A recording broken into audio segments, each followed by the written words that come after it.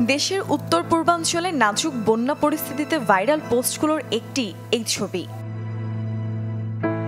বানভাসীদের সহানুভূতি জানাতে সঠিক বেঠিক যাচাই না করেই অসংখ্য শেয়ার হয়েছে এটি সামনে আসা মাত্রই।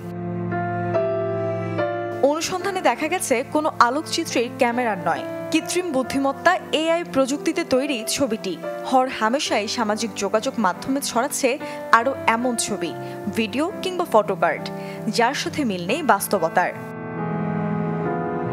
ফ্যাক্ট চেকাররা বলছেন, হাজারো তথ্যের ভিড়ে সঠিকটি যাচাই বাছাই করাই এখন চ্যালেঞ্জ।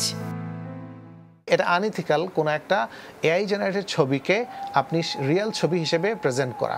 রিয়েল যেসব ছবি বা ভিডিও আছে এগুলোর চেয়ে খুব বেশি আপিল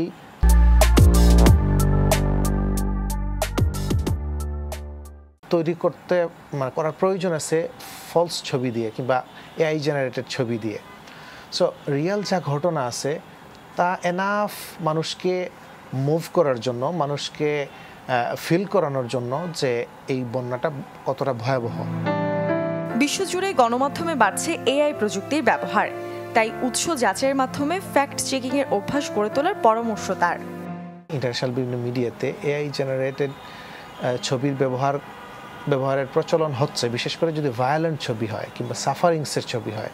মানে ধরেন বন্যা আপনি মানুষ মারা যাওয়ার ঘটনা ঘটতেছে, তো লাশের ছবি আপনি ওইভাবে এখন দেখানো হয় না, এটা ঠিক না।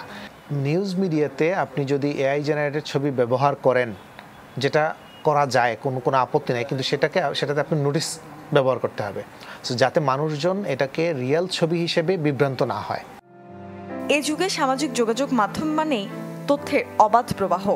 অপতথ্য থেকে বাঁচতে ব্যবহারকারীদের সচেতন থাকার পরামর্শ বিশ্লেষকদের। মূর্ছনা ঐশী, চ্যানেল 24, ঢাকা।